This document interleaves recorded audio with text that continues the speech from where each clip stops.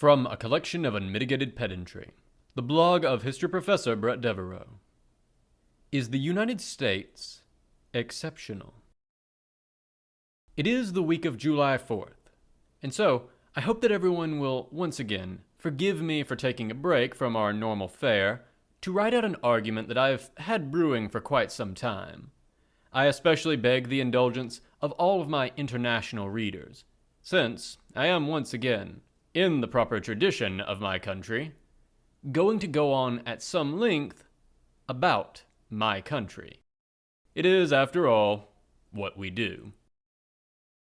For this year's July 4th, I want to tackle the question of, is the United States exceptional or great? Not because I think it is a difficult question, but because I think it is such a surprisingly easy question that I find myself repeatedly frustrated that it is, in some circles, considered an interesting question. Take, for instance, this newsroom clip from 2012 that seems to make the rounds online at least once a year, where the Aaron Sorkin hero dunks on a college sophomore by arguing, quote, "There is absolutely no evidence to support the statement that we're, the United States, is the greatest country in the world." End quote. The diatribe of that statement is treated by the visual language of the scene like a truth bomb, which is why it is so odd, because Jeff Daniels' character is not merely wrong, but, as I intend to show, laughably so. Indeed, he leads into this remark with a statement that, quote, 207 sovereign states in the world, like 180 of them have freedom, end quote. A statement that is not now and has never, in the whole sweep of recorded history, ever been remotely true. 2005 was the best year on record for freedom globally, according to Freedom House, and in that year, 89 countries were free countries. 46% of the world's countries and 45.7% of the world's people. That was the highest year of freedom ever in human history, and it comes just below half of the truth bomb's best guess at how common freedom is. The majority of humans on Earth have never at any point in human history lived in a free country. One should not take their geopolitics from Aaron Sorkin. But I wanted to address the question more broadly. To what degree can the United States be considered great, exceptional, or the greatest? But at the outset, we need to be very clear what we are measuring here. We are not asking if the United States is the best country. That's an entirely subjective judgment. What the best of anything will be is going to depend mostly on what a person prefers. It is a matter of value and taste, and de gustibus non est disputatum. On taste, one must not argue. Likewise, great is not the superlative of good. That, as a reminder, is best. I am not asking if the United States has had a positive impact on the world here. Once again, a deeply subjective question. Instead, greatness is about extent, amount, ability, or eminence. Great means very big, not very good. Thus, Alexander, Catherine, and Peter are all called great, but one may well argue if they were good. And exceptional also does not mean good. Things can be exceptionally bad. The point of something being exceptional is merely that it is different in uncommon ways. To be great is to be exceptional specifically, in scale. So again, I am not asking if the United States is the best country. I rather like my country, but I understand it is not to everyone's taste, and that is fine. Different people have different opinions, and everyone in the world is entitled to their own opinion, except for Aaron Sorkin. I certainly cannot fault anyone who likes their own country better than I like mine. Instead, I want to explore a number of ways in which the United States might clearly be considered great or even the greatest, either now or ever. To make the case both that the United States is, obviously and indisputably, exceptional, and that several of these exceptional facets provide quite a lot of evidence to support the contention that the United States is in those ways a great country. But first, before we dive in, as always, if you like what you are reading here, please share it. If you want updates whenever a new post appears, you can click below for email updates or follow me on Twitter at Bret Devereaux for updates as to new posts, as well as my occasional ancient history, foreign policy, or military history musings. Finally, if you really like it, you can support my writing on Patreon. Image: 4th of July fireworks display. Image description: I like this picture and think I'll keep using it for my July 4th themed posts. End of image description. Economics. We should start with one observation that forms the basis for a number of others. The United States is both the biggest rich country, that is, it is the largest high-income country, and the richest big country. That is, it has the highest income per capita of any country with a large population or land area, both now and at any other time in history. The largest country with a higher GDP per capita, PPP adjusted, larger than the United States, is the UAE, with just 9.9 million people to the United States' 331 million. While the richest country larger than the United States is China, with a PPP adjusted GDP per capita of just $21,364, $14,000 unadjusted, to the United States' $76,027. To put it another way, the next biggest rich country, defined as a GDP per capita, PPP adjusted, above $45,000, is Japan, at just 125 million people, a bit more than a third of the USA's population, while the next richest big country, population over 150 million. If we drop this much further, we just end up comparing the USA with Japan again, is China, with well under a third of the GDP per capita. In short, then, the United States has no peer economies to which it can really be compared. There are two countries which are much larger in population, but also much poorer, China and India. And there are a small number of countries which are somewhat richer, but much, much smaller. Population size does matter for the comparison too, because we're taking averages and medians to generate these sorts of statistics. So it would be no surprise that countries that are in effect small sample sizes can produce greater outlier results. It is much harder to get on the thin end of the distribution with a very large sample set. Yet, the United States has clearly done this. If one, for instance, compares the EU, far closer to the United States collectively in land area and population, rather than its exceptional, note 1, and they are exceptional. I am not slighting here the achievements of Norway or Ireland or Luxembourg or whoever.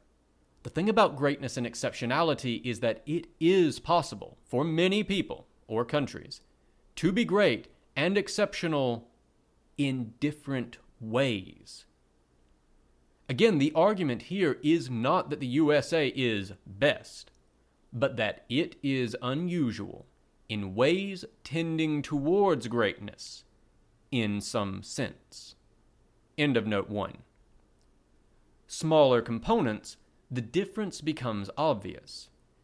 The EU average GDP per capita, despite being a union made up almost entirely of developed countries, is still 30% lower than the United States.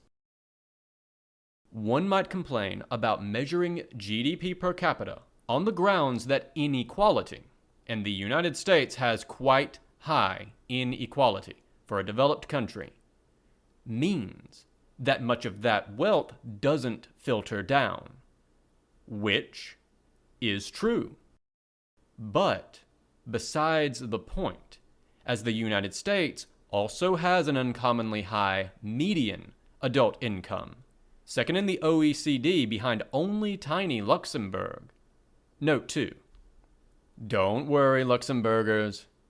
You know we lux you. End of note 2. So while inequality in the United States remains high, its economy also delivers a very high economic, note 3, an important word. Obviously, there are many other factors in a country's overall standard of living, many of which are difficult to quantify. End of note 3. Standard of living to the general population. Indeed, much higher than any country of remotely comparable size. This is, of course, a product of the fact that the United States is the largest economy in the world measured by the absolute value of the goods produced. That is, nominal GDP. Note 4. Why use nominal GDP here instead of a PPP adjusted statistic? PPP is great for measuring the actual standard of living an economy produces, but if we want to know the actual raw size, we are better off looking at the market value of everything produced, nominal GDP. End of note 4. Now, you can argue that literally tremendous economy also produces inequality, that it doesn't fund the government services you want, or that it is generally crass and morally undesirable in some way. And that's fine. What you can't argue is that it isn't exceptional or great. It is indeed, in a literal sense, the most exceptional and greatest economy, presently or ever. Countries stuck around subsistence are very common. Countries with nominal GDPs above $25 trillion, well, that has literally only ever happened once. Note 5. A point which would not change with the inclusion of the EU economies all aggregated together. End of note 5. That is in part because US worker productivity is very high, roughly equal with Germany, and in part because American companies have been remarkably successful. Of the largest companies in the world by revenue, the United States has 4 in the top 10, including both the gold and bronze medals, 8 in the top 20, and 23 of the top 50, handily beating out China, the runner-up, 3 in the top 10, 5 in the top 20, 13 in the top 50. Note 6. This, despite all but 2 of the Chinese companies on that list being state-owned. End of note 6. At the same time, the combination of an outsized economy and a high median income, thus meaning that households have lots of disposable income, means that the United States is capable of doing very big things. It has a lot of surplus production which can be channeled into this or that. Consequently, the United States dominates the global economy in a way that no other country does, and no other country has ever done. The British Empire at its height comes closest, but it existed in a system of economic great powers, whereas the United States has, at most, just one peer economy in China. Yet for the size of its economy, China lacks many of the structural economic advantages of the United States. The US dollar remains the most commonly used international and reserve currency in the world, its roughly 60% share of global currency reserves effectively unchanged since the fall of the Soviet Union. And either through direct dollarization, official pegs, or de facto currency pegs, the dollar serves as the currency or currency substitute of more countries than any other. Though, a number of countries have also anchored to the euro. Meanwhile, because the United States hosts the largest financial center in the world, New York City, and its closest allies host the next two most important, London and Tokyo, the United States with its allies, see below, is able to functionally set the rules for the global economy. The United States is thus effectively unique, the only country to combine a large population with a very high per capita income. As implied in some of the comparisons above, the closest other candidates for big countries with high income are Japan, 125 million people, 39.2 thousand GDP per capita, and Germany, 83 million people, 51.86 thousand GDP per capita. Countries that are both smaller and poorer, on average, than the United States. And please note, poorer, not poor. Obviously, both Germany and Japan are rich countries. But that fact makes the United States economy both obviously exceptional and clearly great. Indeed, by absolute size, it is the greatest economy both now and at any point. Knowledge. I'll be blunt. The United States is the most technologically advanced country to have ever existed. This is a tricky metric to average because it comes from so many different fields, and, of course, many countries excel in one field or another. But no country excels in anywhere near as many fields or on as many metrics as the United States does when it comes to technology or the production of knowledge. We can start with universities. The United States makes up 4.25% of the world's population, but around half of its top research universities. Ranking universities is to a degree subjective, but one may take an average of the rankings, I'll use this one, to get at least a rough sense of the state of things. A merely rough sense will do because the disparity is so massive. Nothing more precise is required. 8 of the top 10 universities worldwide are American, 13 of the top 20, 23 of the top 50, 38 of the top 100. That is, to put it bluntly, preposterous, and no other country's university system compares. Though, of course, there are many fine universities in other countries. It is certainly exceptional. Indeed, anyone with even a passing familiarity with academic hiring in either the STEM or humanities fields will be well aware that it has been true for decades and remains true that the flow of top-tier academic talent is towards the United States rather than away, and for good reason. Note 7. Now, one may well argue that looking at other indicators of academic achievement, that education in the United States is not as well distributed as in some other countries, or that achievement in certain areas is not as high. And I agree.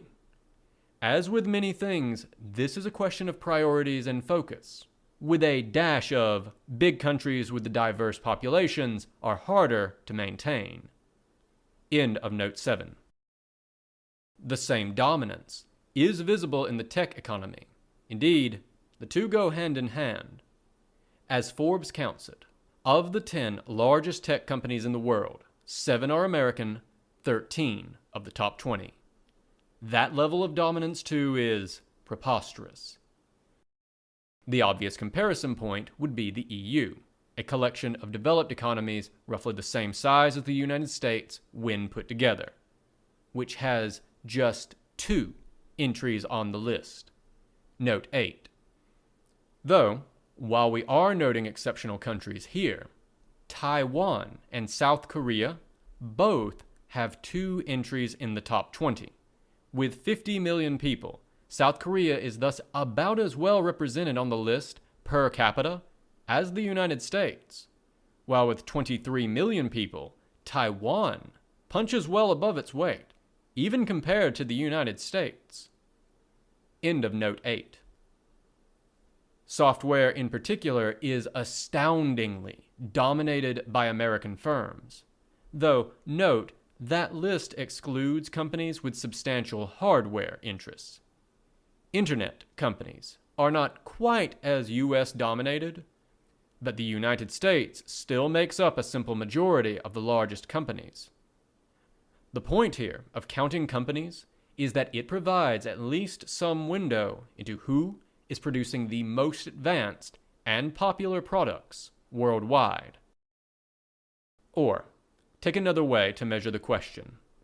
The COVID-19 pandemic essentially created a sudden, dramatic test of the medical and biotech capabilities of every country in the world at essentially the same time to develop vaccines. The most effective vaccine to result from this effort was the Moderna vaccine, developed in the United States using an entirely new technology, vaccines using mRNA. Essentially tied with it for effectiveness and speed of development was the Pfizer-BioNTech vaccine, also using mRNA, which was a United States, Pfizer, and Germany, BioNTech, collaboration. A third vaccine, the Johnson & Johnson, or Janssen, vaccine was developed by a Dutch lab of a Belgian subsidiary of an American company, Johnson & Johnson, and so represents another EU-US joint venture. Note 9. And, as obvious from that, this is not to say other countries didn't demonstrate prowess in vaccine development, merely to note that the United States was conspicuous at the forefront, but not that it was necessarily alone there. End of note 9. The tricky thing, of course, with technology is that technological advancement is just that. It is about advancement. Note 10. There is also the question of distribution.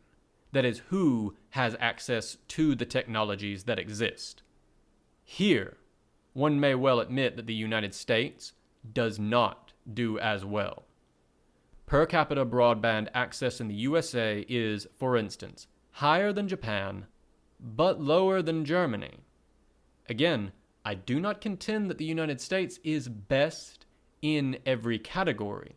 Indeed, because I think many of the things here are necessarily trade-offs, no country is ever likely to be the best in every category. End of note 10. And so some other country might well sprint ahead tomorrow, or might have already sprinted ahead in ways that are difficult to see. But for now, the United States appears to remain at the cutting edge of technological advancement and scholarly production. Culture.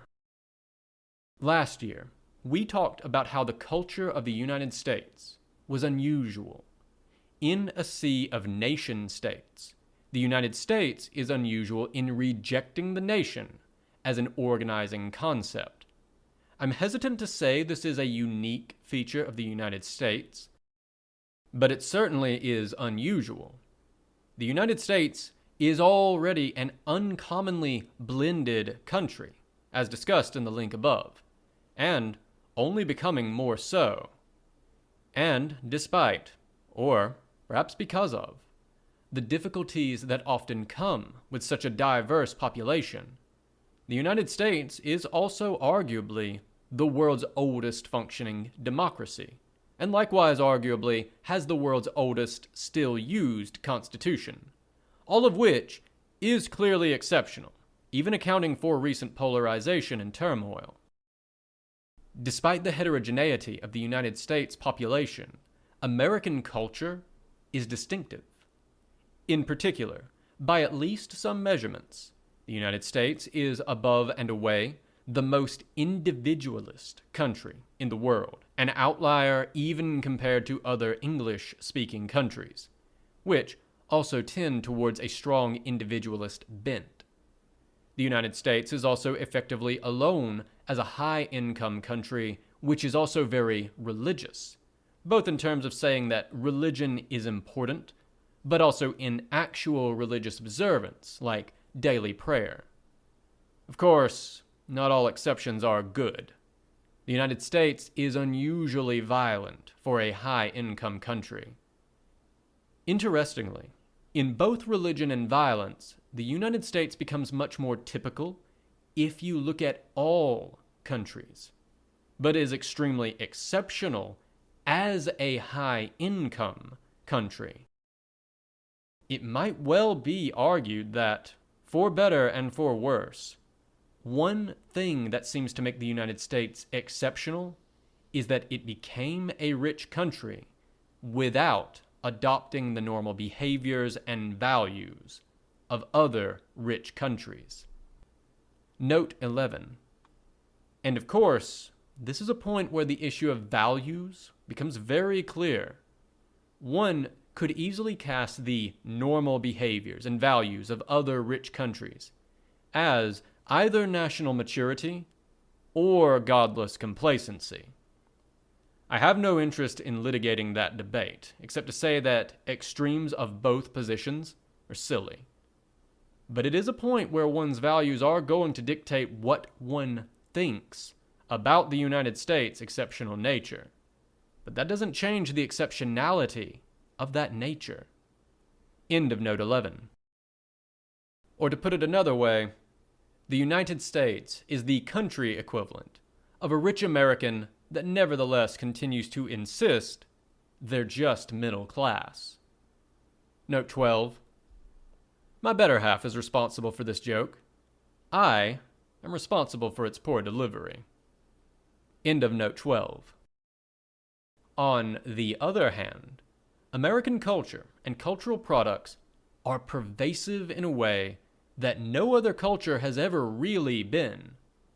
English is the most spoken language in the world, including second language speakers who make up a large majority of English speakers. Though, of course, this is a consequence not merely of American influence, but also a legacy of British power. On the one hand, it has created an avenue for the startling pervasiveness of American culture.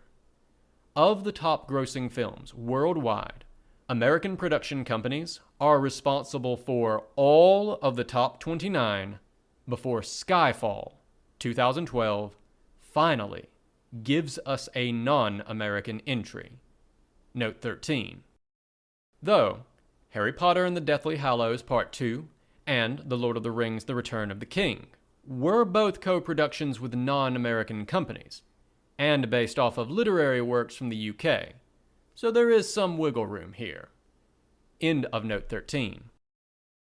Even if one takes merely the international, meaning non-American, box office numbers, the top 10 are still entirely American films, with Chung Jin-Ho at 14, note 14. Or, alternately, Harry Potter at 12.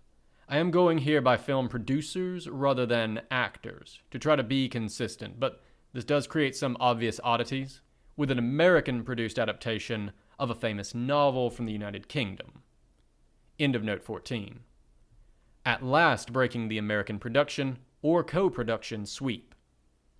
To put that in perspective, only counting box office outside the United States, there are 3 movies featuring the character Captain America as one of the primary heroes, before the first fully non-American film on the list. The positive impact this must have on U.S. diplomacy seems obvious. The point here isn't to say that other countries don't make good movies. They do. Or that these movies aren't successful locally. They often are.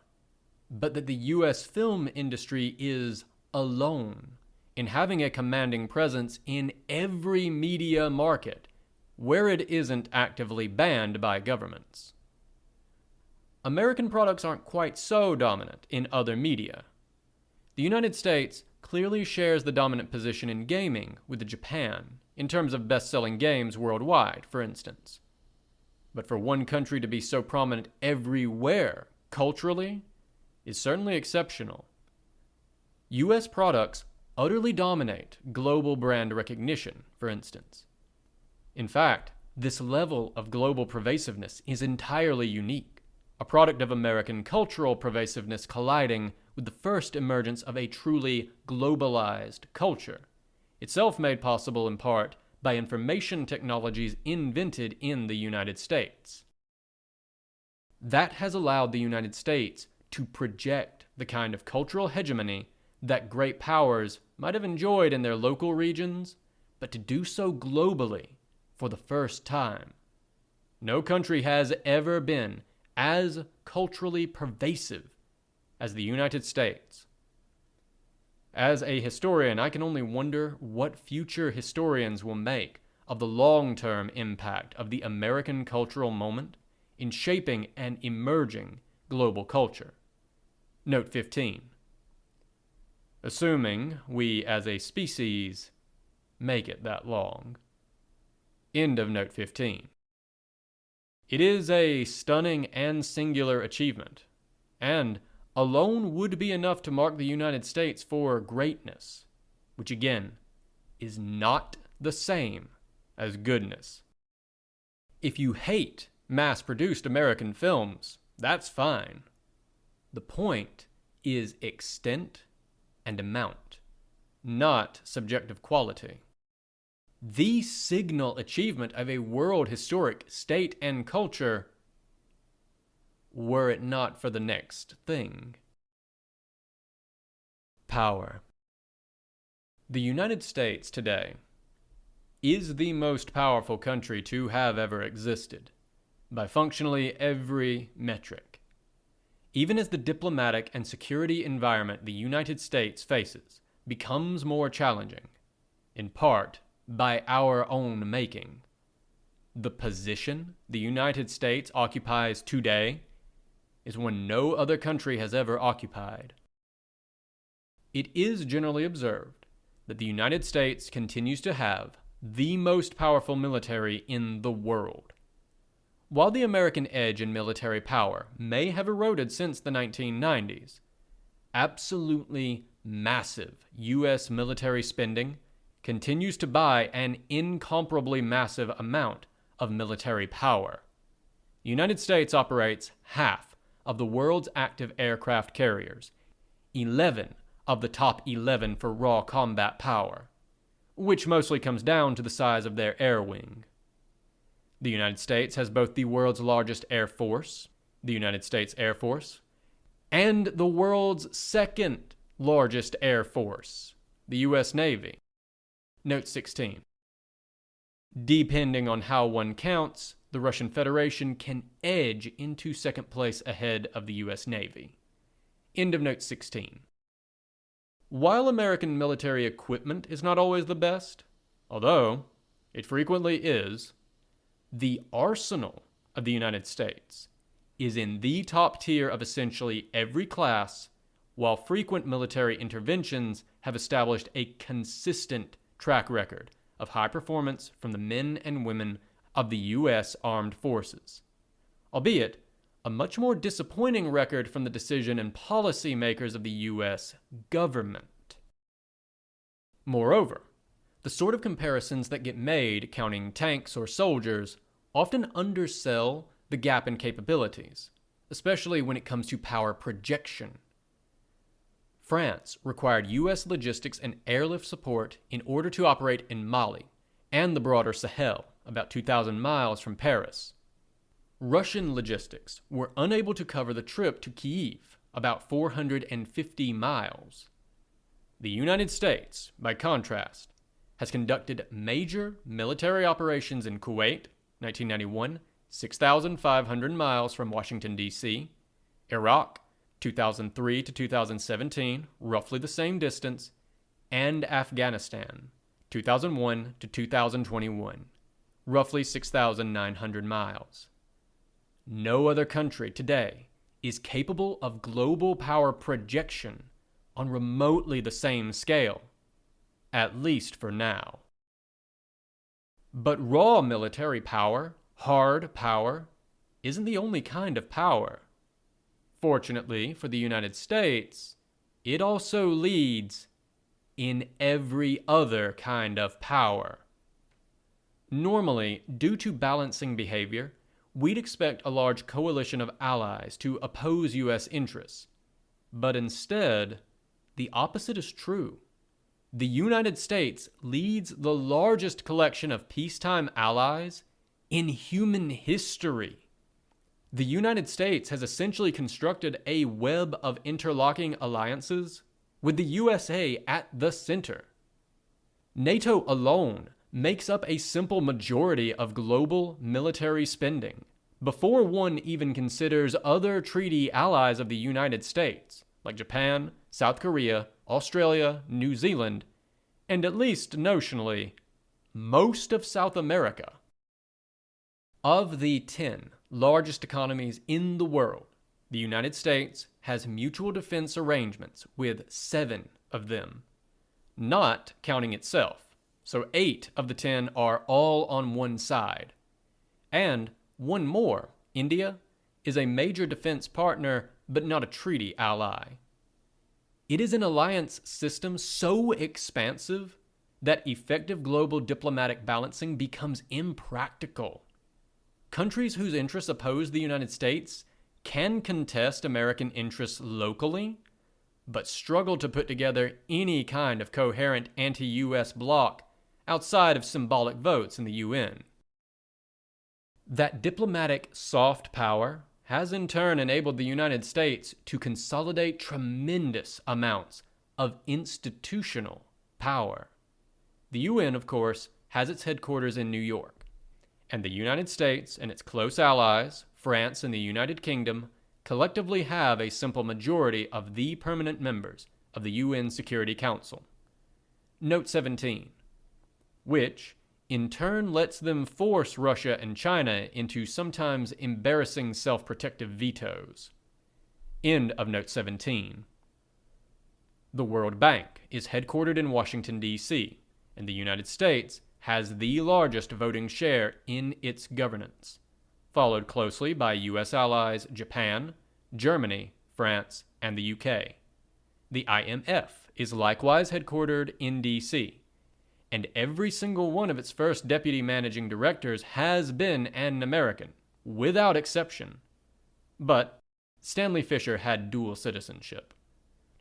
While the WTO is notionally more neutral, once again the interests of the United States and its close allies dominate. The ironic success of all of this is that the United States created a bunch of international institutions, these are only some of them, for its own interests, and then successfully convinced a critical mass of the rest of the world that these were true international institutions, a task in which the wide diffusion of American culture, and thus America's own positive self-image, played a major part.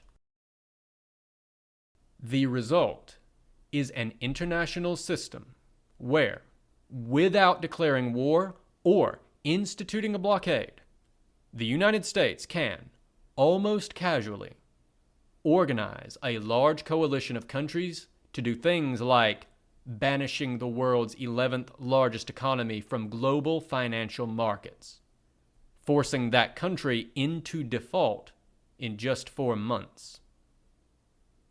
Likewise, the United States has spent the last 15 years demonstrating with some vividness the power that the United States can exert over Iran's economy, 13th largest by GDP, crippling it almost at a whim.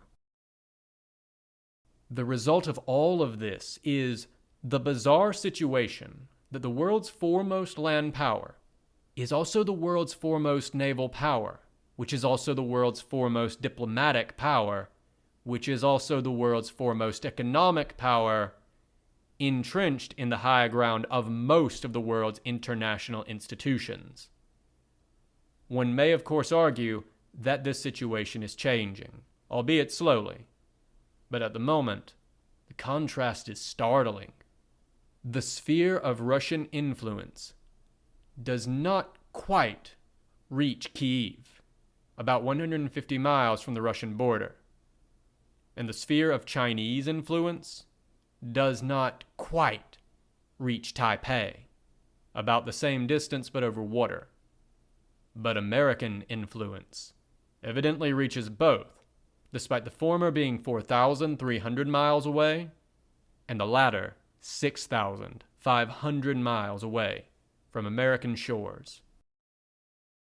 That has never happened before. It may well never happen again. We have seen regional hegemons similarly dominant in their local neighborhoods. The Roman Empire, the Han Dynasty, Achaemenid Persia, etc. And to lack peers locally. But the United States is the first and only country to have done this on a global scale, and to lack true peer competitors anywhere. Even as the monopolar moment seems to be coming to an end, the United States' position as first among equals, among the great powers, is historically unparalleled. No state has ever been so clearly without peers' influence and power. Except for, maybe, wait for it, the Mongols. Now, one may well argue that countries shouldn't aspire to this sort of greatness, that this kind of power building is an old, outdated way of thinking, and that's a fair argument. I push my own students on this point, asking them what does greatness mean if Alexander of Macedon was great, and if they are comfortable with that definition of greatness. But it also seems inarguable that this definition of greatness, rooted in a country's ability to project various forms of power abroad, is by far the most common definition of greatness applied to a country, and that in this oldest and most common definition of greatness, the United States has succeeded, and succeeded like no other state before it. And it goes without saying that being the only ever global hegemon, the United States is exceptional. Conclusions. Now at the end of this, you might be ready to argue. Who am I kidding? No doubt at least someone stopped reading many paragraphs ago to angrily post this comment. That, while, yes, the United States does excel by these measures, there are all sorts of other measures by which the United States does not. And you're right. And that should hardly be surprising. Most things are trade-offs, where scarce resources can be directed to some things, and thus not others. This is why we are not debating what the best country is. For someone who prefers the things that the United States traded away to get these exceptional outcomes, the United States must look like quite a terrible country. And if I may editorialize for a moment, I think one can notice a pattern in these trade-offs that unite many of the ways that the United States is unusual. A heady, devil-take-the-hindmost rush to the frontiers of possibility. A comfort with an ethos of, to borrow Facebook's old model, move fast and break things. Individual liberty, expansive power, military and cultural, technological development, and economic growth end up prioritized in the United States above communal safety, domestic services, or egalitarian education or economic outcomes. To put it simply then, the United States might be typified by an emphasis on achieving greatness, as traditionally defined, above almost everything else. Note 18. Though, of course, geography, chance, and 100 other factors play a huge role as well. End of note 18. The very bigness is the goal, driving forward towards larger profits, newer technology, more clicks and views, greater military power, more allies. Note 19. As I write this, welcome Sweden and Finland to the club. Commemorative We Heart NATO baseball caps will be Amazoned as soon as all of the ratification is complete. End of note 19. Damn the consequences. That's not the only thing at the heart of America, but it is one of the things. And on those terms, it is hard not to conclude that the United States is a success. Indeed, it is a country that has succeeded on those terms like no other country has ever succeeded. It has resulted in a country which is not merely exceptional, but exceptionally exceptional. That is, the United States is highly unusual in an unusually high number of ways. And as I noted at the beginning, it is unusual in fairly obvious ways, evident enough that one has to accomplish some serious mental contortions not to notice what a strange, expansive, and powerful country the United States is. The interesting question then is not if the United States is a great country, but if it will be a good country. If all of that vastness in wealth, technology, influence, and power will be put towards some worthy aim, both judged against our ideals, note 20, a rather high bar, end of note 20, and against the historical behavior of other great powers, note 21, an extremely low bar, end of note 21. It's a question that only Americans can really answer in our doing. I strive and hope that we answer well. Happy belated 4th of July, everyone. Next week, we're back to regular programming. We're going to be looking at the nuts and bolts of keeping an army fed and moving on the march. This has been a recording from a collection of Unmitigated Pedantry, the blog of history professor Bret Devereaux, recorded by myself, a great divorce, for accessibility and sharing purposes. If you enjoyed this content and wish to engage with it or support Bret, please check the description for links to the original post on his blog, his Twitter, and his Patreon. I highly encourage you to share, support, and engage with his works on any and all platforms, if you are so inclined. If you wish to support me, please do remember to like, share, and subscribe to this or any other content here that you enjoy. Thank you so much for listening.